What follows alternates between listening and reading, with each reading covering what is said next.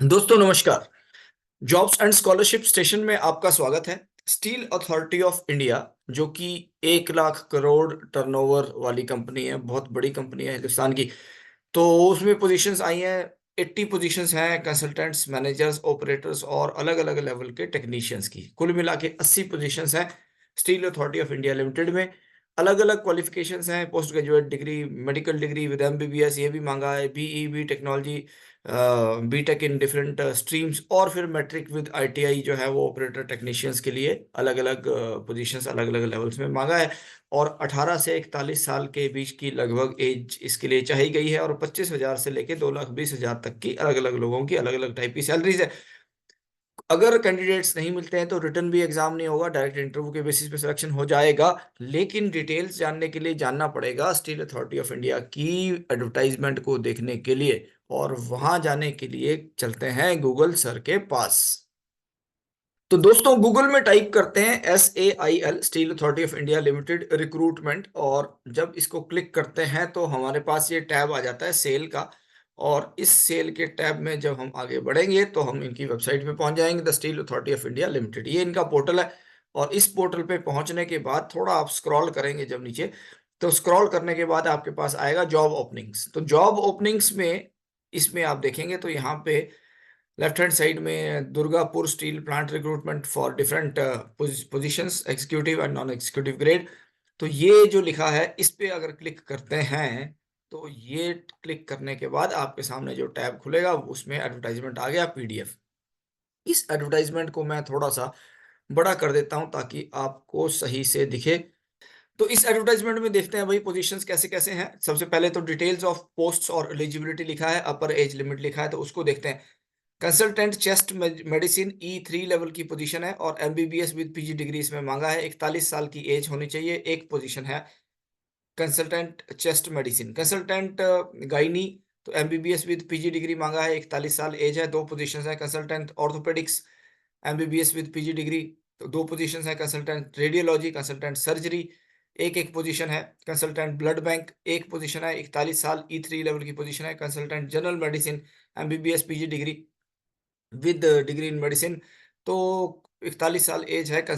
एक पोजीशन है consultant paediatrics, consultant paediatrics. तो 8 तक जो ये पोजीशन है ये कंसल्टेंट्स की है, और एमबीबीएस विद पीजी डिग्री इसके लिए क्वालिफिकेशन है। 41 ईयर्स इसकी मैक्सिमम एज है।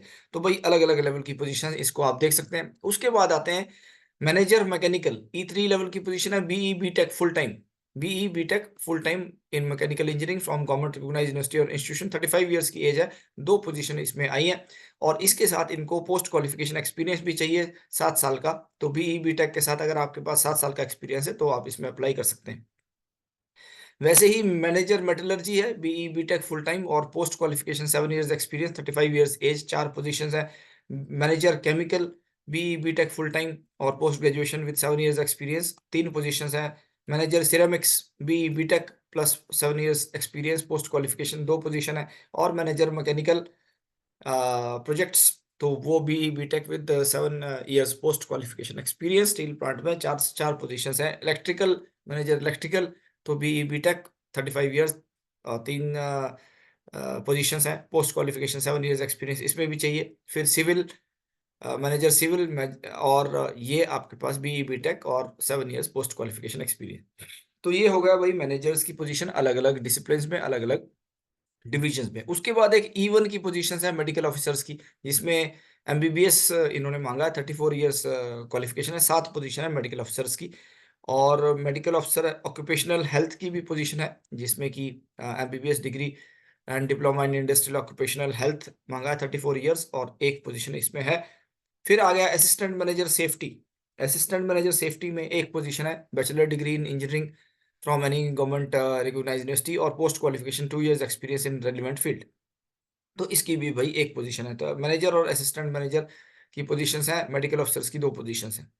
इसके बाद आती हैं 10 पोजीशन जो operator cum technician, boiler operator की 10 पोजीशन है। 10 पोजीशन बॉयलर ऑपरेटर की हैं, और इसमें matriculation with 3 years diploma in mechanical engineering, तो ये इन्होंने मांगा है इसमें। तो मैट्रिकुलेशन के साथ 3 साल का अगर आपके पास डिप्लोमा है और बॉयलर अटेंडेंट का सर्टिफिकेट आपके पास है तो आपके इसमें अप्लाई कर सकते हैं। 10 पोजीशन कुल मिला के हैं बॉयलर ऑपरेटर की। फिर अटेंडेंट कम टेक्नीशियन की है trainee, matriculation full time with ITI, तो 28 साल उम्र इसके लिए है और 35 पोजीशन कुल मिला के है। तो ट्रेनी की पोजीशन है, इलेक्ट्रीशियन की 10 है, फिटर की 15 है और मैकेनिस्ट की 10 है। तो कुल मिला के 35 पोजीशन ये भी है जो अटेंडेंट कम टेक्नीशियन की है। अब आता है कि भाई जो मिनिमम क्वालिफिकेशन के लिए कुछ इन्होंने और फर्दर नोट्स इसमें मेंशन किए हैं। तो एक तो इसमें सबसे इम्पोर्टेंट नोट ये है कि जो आपकी क्वालिफिकेशन है वो 30 जनवरी 2024 से पहले कंप्लीट हो जानी चाहिए। 30 जनवरी 2024 कट ऑफ डेट है अपर एज लिमिट के लिए भी और क्वालिफिकेशन के लिए भी। तो इस चीज़ का आप ध्यान रखें कि जो भी आपकी क्वालिफिकेशन है वो 30 जनवरी 2024 से पहले हो जाए, तो वो ही इसके लिए एलिजिबल कंसिडर होंगे, दूसरे लोग नहीं कंसिडर होंगे। तो ये इंपॉर्टेंट है। दूसरा इसमें लिखा है कि जो सीरियल नंबर 9 टू 15 है जिसमें भी बीटेक मांगा है, उसमें आपके 60% मार्क्स होने चाहिए जनरल, ओबीसी, ईडब्ल्यूएस कैटेगरी के लिए, और 50% मार्क्स एससी एसटी और जो बेंचमार्क डिसेबिलिटी वाले कैंडिडेट्स हैं उनके लिए। तो ये इसमें लिखा है। असिस्टेंट मैनेजर सेफ्टी के लिए 65% मार्क्स होने चाहिए जनरल कैंडिडेट्स के लिए, और 55% एससी एसटी, और बेंचमार्क डिसेबिलिटी वालों के लिए 55%। तो इस प्रकार से जो परसेंटेज ऑफ मार्क्स है उसकी भी क्वालिफिकेशंस, उसकी भी कंडीशंस लिखी हैं। और जो ऑपरेटर्स के लिए है, operator cum technician boiler operator के लिए, तो उसमें diploma in engineering and attendant cum technician के लिए आईटीआई, तो 50% मार्क्स आपके बेस में होने चाहिए जनरल ओबीसी कैंडिडेट्स के लिए, और 40% एससी एसटी, और जो बेंचमार्क डिसेबिलिटी वाले कैंडिडेट्स हैं उनके लिए। तो ये हमारे पास पूरा जो एलिजिबिलिटी की कंडीशन है वो भी इसमें डिटेल दी है, इसको आप डेफिनेटली पढ़ सकते हैं। उसके बाद हमारे पास कुछ रिजर्वेशन के सिस्टम्स हैं कि रिजर्वेशन का जो मैट्रिक्स है वो बना के दिया है इन्होंने, कौन सी पोजीशन किसने किस चीज़ के लिए रिजर्व होगी। तो कुल मिला के ये भी इसमें नीचे मेंशन है कि सारी की सारी पोजीशंस कौन सी ओपन होंगी। तो आप अपने कैटेगरी वाइज ये रिजर्वेशन का भी डिटेल्स देख सकते हैं, उसके हिसाब से आप अप्लाई इसमें कर सकते हैं। आगे चलते हैं, एज रिलैक्सेशन के बारे में मेंशन किया है कि अगर एससी एसटी कैंडिडेट्स हैं 5 साल का एज रिलैक्सेशन मिल सकता है, ओबीसी कैंडिडेट्स को 3 साल का मिल सकता है, और जो पर्सन्स विद बेंचमार्क डिसेबिलिटी वाले हैं उनको 10 साल और 15 साल के हिसाब से कैटेगरी वाइज उनको भी एज रिलैक्सेशन मिल सकता है अगर आप अप्लाई करना चाहते हैं। इसमें ये लिखा है। फिजिकल स्टैंडर्ड्स की बात करते हैं तो एक 155 सेंटीमीटर इंजीनियरिंग के लिए और 150 सेंटीमीटर नॉन इंजीनियरिंग कैंडिडेट्स के लिए एलिजिबिलिटी मांगी है। फीमेल्स के लिए 143 सेंटीमीटर आपकी हाइट होनी चाहिए। वेट 45 केजी मेल्स का होना चाहिए, 35 केजी फीमेल्स का होना चाहिए। तो मिनिमम वेट भी इसमें प्रिस्क्राइब्ड है, तो ये इसमें लिखा है। मोड ऑफ सिलेक्शन की जहां तक बात करते हैं तो मोड ऑफ सिलेक्शन में इसमें मेंशन्ड है कि जो कैंडिडेट्स हैं वो जो E3 लेवल के हैं, जो कंसल्टेंट्स हैं, वो डायरेक्ट इंटरव्यू के लिए अपीयर होंगे, ये इसमें लिखा है।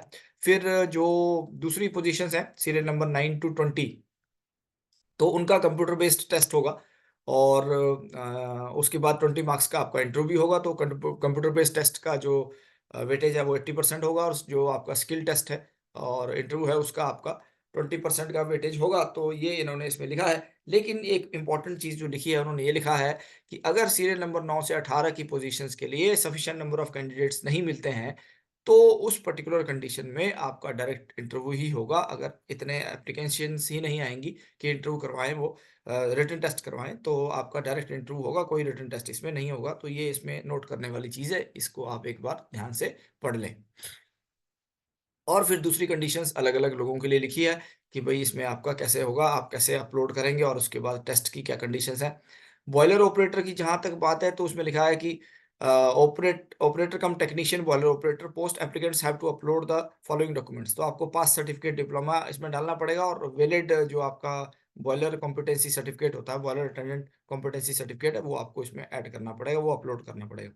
तो ये सब कंडीशंस लिखी हैं।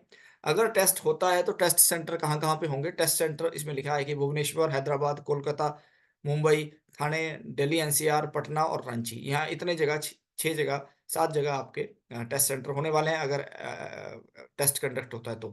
तो आप अपनी चॉइस इसमें इंडिकेट करेंगे सीबीटी के लिए जब फॉर्म फिल करेंगे, और उसके हिसाब से आपको एलोकेट किए जाएँगे test centre. Candidates selected as attendant cum technician trainee, जो ट्रेनी कैंडिडेट्स हैं उनको 2 साल के लिए ट्रेनिंग करनी होगी, और उसके बाद जब ट्रेनिंग कंप्लीट हो जाएगी फिर उनको रेगुलराइज कर दिया जाएगा जो बेसिक पे लेवल है उस पे। और जो ट्रेनिंग के दौरान फर्स्ट ईयर में आपको 12,900 रुपये स्टाइपेंड मिलेगा, और दूसरे साल में 15,000 रुपये स्टाइपेंड मिलेगा। तो 2 साल तक आप इस स्टाइपेंड पे रहेंगे, और उसके बाद फिर आपको ग्रेड में एब्जॉर्ब कर लिया जाएगा सैलरी के हिसाब से। तो ये इसमें मेंशन्ड है। जो एग्जीक्यूटिव की पोजीशंस है मेडिकल ऑफिसर और असिस्टेंट मैनेजर की, उसमें 50,000 से लेके 1,60,000 तक का स्केल दिया है। तो इस स्केल में आप एब्ज़ॉर्ब होंगे। जो मैनेजर्स हैं उसमें 80,000 टू 2,20,000 का E3 लेवल में इन्होंने स्केल मेंशन कर रखा है, तो ये भी आप एक बार देख लीजिए। नॉन एग्जीक्यूटिव जो पोस्ट है अटेंडेंट कम ट्रेनी के लिए S3 के लिए 25,070 रुपए से लेके 35,070 रुपए तक का इसमें स्केल है। और जो बॉयलर ऑपरेटर हैं उनके लिए 26,600 से लेके 38,920 रुपए तक का स्केल है। तो जब आपका ट्रेनिंग कंप्लीट हो जाएगा तो 25,070 से 35,070 में आप एब्ज़ॉर्ब हो जाएँगे और ट्रेनिंग के दौरान आपको 12,900 रुपए और 15,000 रुपए के हिसाब से स्टाइपेंड मिलेगा पहले और दूसरे साल में। तो ये सारी डिटेल आप इसमें पढ़ लीजिए। कुछ एप्लीकेशन फ़ी इसमें मेंशन करी है, जो असिस्टेंट मैनेजर, सेफ्टी मैनेजर और मेडिकल ऑफिसर और कंसल्टेंट के लिए अप्लाई करेंगे, उनकी जनरल कैंडिडेट्स के लिए ₹700 फीस है और दूसरे कैंडिडेट्स के लिए एससी, एसटी और जो बेंचमार्क डिसेबिलिटी वाले कैंडिडेट हैं, उनके लिए ₹200 फीस है। बॉयलर ऑपरेटर के लिए ₹500 फीस है और ₹150 फीस है जो रिजर्व्ड कैटेगरी के हैं और ट्रेनीज़ के लिए ₹300 फीस है और ₹100 फीस है उनके लिए जो एससी, एसटी वाले कैंडिडेट्स हैं, उनके लिए। अप्लाई करने के लिए आप सेल के पोर्टल पे जाएँगे और करियर्स वाले टैब में क्लिक करेंगे और इसके अलावा कोई भी दूसरा तरीका नहीं, सिर्फ़ और सिर्फ़ आपको ऑनलाइन ही अपनी एप्लीकेशन सबमिट करनी है, कोई दूसरे मोड से एप्लीकेशन आपकी एक्सेप्ट नहीं करी जाएगी। तो ये बड़ा इम्पोर्टेंट है, इस चीज़ को आप एक बार नोट कर लें। और फिर जो डॉक्यूमेंट्स आपको अपलोड करने हैं, अगर मैनेजर की पोस्ट के लिए आप अप्लाई कर रहे हैं, तो आपको जो बीई, बीटेक का पास सर्टिफ़िकेट अपना अपलोड करना है, एक्सपीरियंस के सर्टिफ़िकेट अपलोड करने हैं और जो आपके 2 इयर्स के 2 इयर्स एक्सपीरियंस है, तो उसके भी आपको सर्टिफ़िकेट अपलोड करना है मैनेजर के लेवल पे। असिस्टेंट मैनेजर में पास सर्टिफ़िकेट बीई, बीटेक का अपलोड करना है, पास सर्टिफ़िकेट डिप्लोमा और इंडस्ट्रियल सेफ्टी या जो एमटेक का है फुल टाइम उसका सर्टिफ़िकेट अपलोड करना है और फिर रेलेवेंट एक्सपीरियंस के सर्टिफ़िकेट आपको अपलोड करने हैं। जो बॉयलर ऑपरेटर है उसको पास सर्टिफिकेट, डिप्लोमा इंजीनियरिंग जो भी उसने किया है उसमें अपलोड करना है और फिर उसके बाद जो बॉयलर अटेंडेंट का सर्टिफिकेट है उसको अपलोड करना है। तो इस टाइप से आप अपने सारे के सारे ये सर्टिफिकेट्स अपलोड करेंगे। सबमिशन ऑफ ऑनलाइन एप्लीकेशन जो करियर्स वाले पेज पे जाएँगे sale.co.in पे और फिर salcareers.com पे अगर जाते हैं तो आप उस पेज पे पहुँच जाएँगे। एडवर्टाइज़मेंट पढ़ने के बाद आप उसमें लॉगिन और अप्लाई वाले टैब पे क्लिक करेंगे तो सबसे पहले आपको रजिस्टर करना पड़ेगा। रजिस्टर करने के लिए आपका एक यूज़र आईडी और पासवर्ड जनरेट होगा और फिर रजिस्टर्ड यूज़र जब आप बन जाएँगे तो उसके बाद फिर आप फर्दर अपनी एप्लीकेशन फाइल कर सकते हैं। आप अपनी फ़ोटोग्राफ अपलोड करेंगे, सिग्नेचर अपलोड करेंगे, रेलेवेंट डॉक्यूमेंट्स अपलोड करेंगे, सर्टिफिकेट्स और फिर कन्फर्म वाला बटन प्रेस करेंगे और फिर आपको पेमेंट के लिए आगे प्रोसीड करना होगा और जो आप ऑनलाइन फ़ी का जो एप्लीकेशन फ़ी है उसका पेमेंट करेंगे और फिर उसके बाद आपके पास एप्लीकेशन आईडी के साथ प्रिंट आउट जनरेट हो जाएगा। तो उसको आप प्रिंट करके अपने पास रख सकते हैं और फिर फर्दर जब आपको बुलाया जाएगा तो फिर आप उसको रेफ़रेंस के लिए अपने पास रखिए। ये सारी की सारी डिटेल इसमें लिखी है और आप इस वेबसाइट को देखते रहिए, जो सेल की वेबसाइट है उसमें सारे के सारे अपडेट्स ये पोस्ट करते रहते हैं। जो सेक्शन हमने बताया था शुरू में सेल वाली वेबसाइट पे। तो अब जैसे इसमें अगर हम लोग पिछला देखते हैं तो इसमें लिखा है click to download the interview call letter for the post of manager. तो इस टाइप से जब आपका भी कॉल लेटर आएँगे तो आप इसी वेबसाइट से इसको डाउनलोड कर पाएँगे। तो ये बड़ा इम्पोर्टेंट है और इस टाइप से आप अपना एप्लीकेशन इसमें फिल कर सकते हैं। इम्पोर्टेंट डेट्स एक बार लास्ट में फिर मेंशन करी हैं कि 9 जनवरी मंगलवार से यानी 2 दिन पहले से ये स्टार्ट हो गया एप्लीकेशन और 30 जनवरी तक चलेगा, मंगलवार तक क्लोजिंग डेट है। तो 30 जनवरी का आप ध्यान रखिए लगभग 18 दिन के आसपास अभी हैं, तो आप अप्लाई कर सकते हैं। तो दोस्तों मैं समझता हूँ कि ये इन्फॉर्मेशन आपको अच्छी लगी होगी और जो-जो कैंडिडेट्स इसके लिए एलिजिबल हैं वो डेफ़िनेटली अप्लाई करें। मेरी शुभकामनाएँ उन सब लोगों के लिए जो इसके लिए अप्लाई करना चाहते हैं और किसी दूसरी इन्फॉर्मेशन के साथ, दूसरी अपॉर्च्युनिटी के साथ बहुत जल्दी आऊँगा। तब तक के लिए आपका बहुत-बहुत धन्यवाद। Thank you very much. नमस्कार।